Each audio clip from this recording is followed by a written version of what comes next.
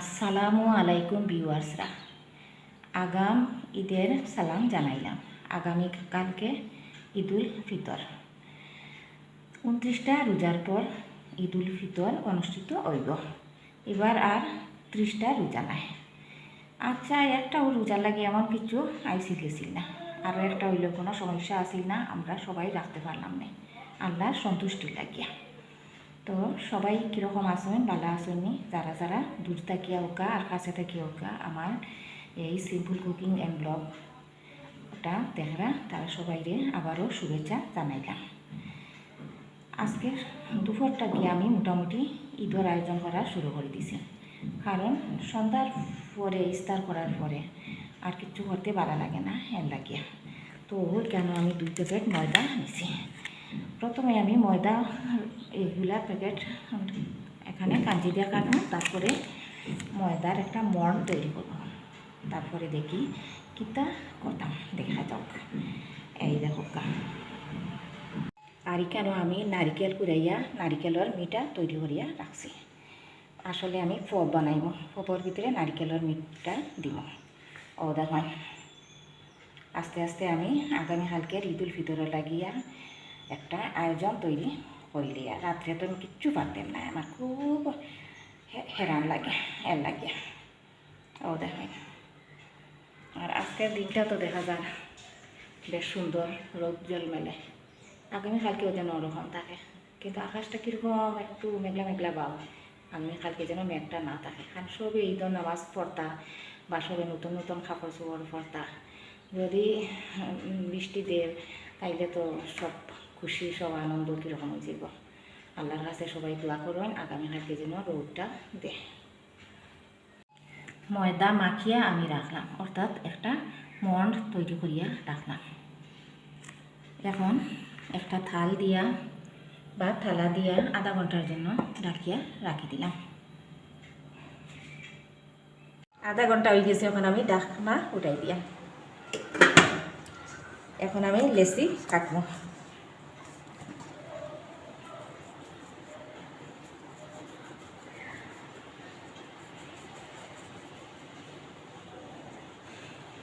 এখন আমি লেচি কাটি নি। আর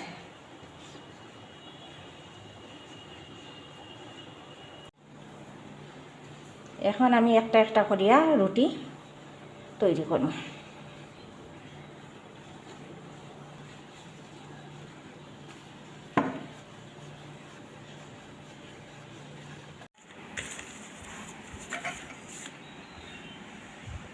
আর এখন আমি রুটির মাঝখানো দিয়া নারকেল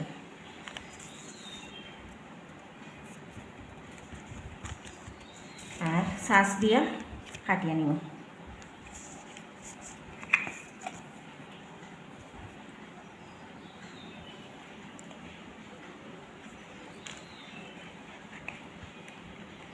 দেখুন কত সুন্দর হয়েছে, দেখুন ওরকম সবগুলা বানাইব। ও রাখলাম প্রথমটা, এখন সবটা রাখলাম। কয়েকটা পদ তৈরি করে লইলাম। এই দেখুন,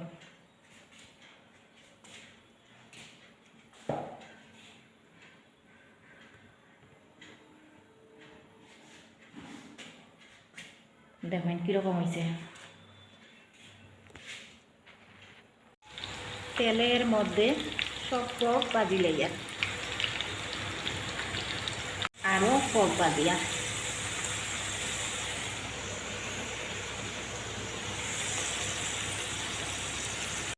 দুই রকমের পদ তৈরি করলাম। ও এক রকমের আর ও এক রকমের। আগামীকালকের ঈদুল ফিতরের লাগিয়া। আর সেমাই রান্না করবো সকালবেলা। এইটা এক রকমের সেমাই, এইটা আর এক রকমের সেমাই, আর এটা লাচ্ছা সেমাই।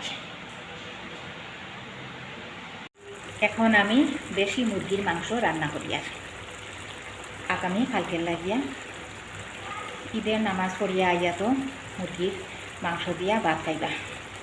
আজকে রাত্রে তো আর সেহরি খাওয়া নাই, এর লাগিয়া সকালবেলা পেটের মধ্যে খিদা লাগবো। চাঁদও দেখা হয়ে গেছে আগামীকালকে ঈদ উল ফিতর, কিন্তু আমি চাঁদ দেখছি না। আমি ইফতার করাতে আসলাম, আমি গেছিলাম দেখা, কিন্তু আমি আর দেখা হয়েছে না আমার। এখন আমি দেশি মুরগির মাংস রান্না করি আর।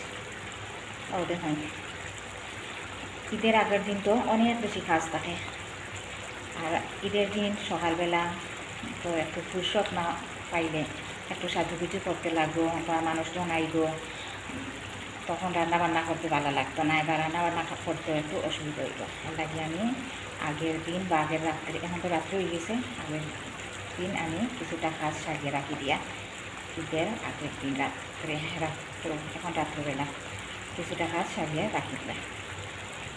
ওরকম মাংসটা হয়ে গেলে রাত্রে আর কিছু করতাম না। 2 রকমের খোয়াবো আমি বানাইছি, একটা তৈরি করছি, আর এখন মুরগির মাংস রান্না করিয়া। সকালে তো সিমাই রান্না করবো, বাস ভাত রান্না করবো, নামাজটা খেয়ে গিয়া মুরগির মাংস দিয়া ভাত খাইবা। ওইরকম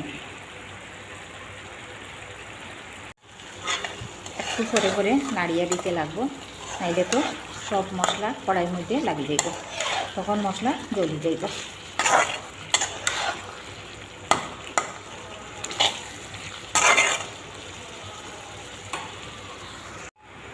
মাংসের তরকারি টক বক করিয়া ফুটের, মনে হতো ঝুল বেশি হয়ে গেছে, কিন্তু আসলে নাই।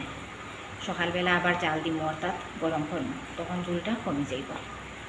এখন মোটামুটি আমি একটা মাংস ব্যবস্থা করিয়া রাখি, আর তরকারিটা যাতে সকালে খুব সহজ হয়ে যায় আমার লাগিয়া। একটু জাল দিলে আর এমন কঠিন নাই, সামান্য সময় লাগবে। মাত্র 10 মিনিটের ব্যবধানে মাংসের তরকারিটা রান্না হয়ে গেছে, মাংসও সিদ্ধ হয়ে গেছে। এই দেখুন,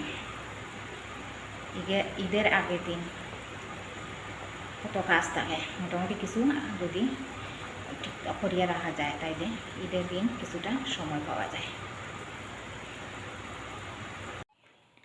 আমার ঈদের শাড়ি এই দেখুন, পাড়টা খুব সুন্দর আছে, দেখুন।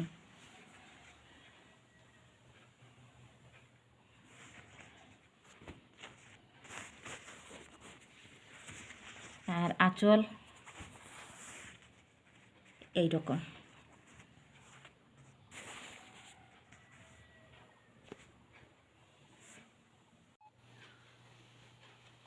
ঈদের শাড়িটা কীরকম লাগলো দেখুন, জানি কীরকম লাগলো শাড়িটা। একটু মোটা পাড়, আমার ওরকম পাড়ালা শাড়ি কিন্তু ভালো লাগে। দেখুন,